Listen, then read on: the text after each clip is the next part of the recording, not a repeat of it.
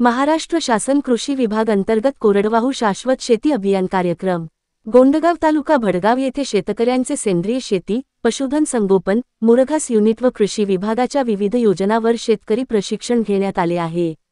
या प्रशिक्षणास तालुका कृषी अधिकारी श्री तांबे साहेब, मंडळ कृषी अधिकारी पी.एन. खाडे साहेब तसेच नितीन वारके साहेब, सर्ग विकास संस्था अकोला व पशुधन विमा प्रतिनिधी आदिल खाटीक, पाटबंधारे विभाग प्रतिनिधी दिलीप निंबा पाटील, गोंडगावचे सरपंच राहुल पाटील, उपसरपंच रोशन पाटील उपस्थित होते। कार्यक्रमाचे सूत्रसंचालन अनिल तायडे सहाय्यक यांनी केले व प्रस्तावना खाडे यांनी केली। यावेळी नितीन वारके यांनी सेंद्रिय शेतीविषयी सखोल असे मार्गदर्शन केले। त्यात त्यांनी जीवामृत, दशपर्णी, बीडी कंपोस्ट खत तयार करणे याबाबत माहिती दिली व विमा प्रतिनिधी यांनी पशुधनाचे विमाबाबत माहिती दिली। तांबे यांनी कृषी विभागाच्या योजनांची माहिती देऊन अग्रिस्टॅक अंतर्गत फार्मर्स आयडी तयार करून घेण्याबाबत आवाहन केले। प्रशिक्षणास मोठ्या संख्येने उपस्थित शेतकऱ्यांना जैविक निविष्ठाबाबत सखोल माहिती देण्यात आली आहे।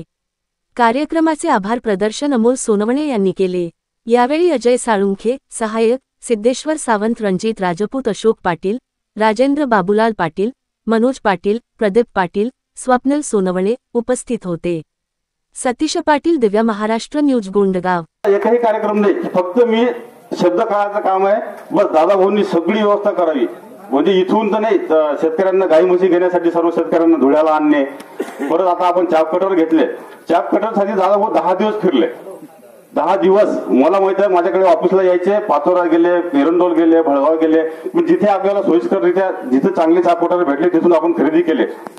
आणि आनंदाची गोष्ट अशी आहे की या 2 ते 3 दिवसात जे आपलं अनुदान आहे 30,000 रुपये, म्हणजे 18,000 गाई म्हशीचं आणि 12,000 मुरघास युनिटचं, हे सुद्धा आपल्याला 2 ते 3 दिवसात 31 तारखेपर्यंत आपल्या खात्यावर पडेल अशी मला आशा आहे।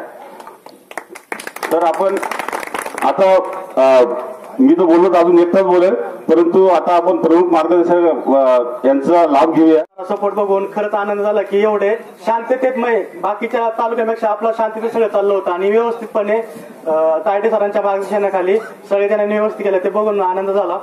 आणि तसेच सध्या चालू असलेल्या कृषी विभागामार्फत सध्या 2 योजना महत्वाच्या आहे की फार्मर आयडी काढून घेणे।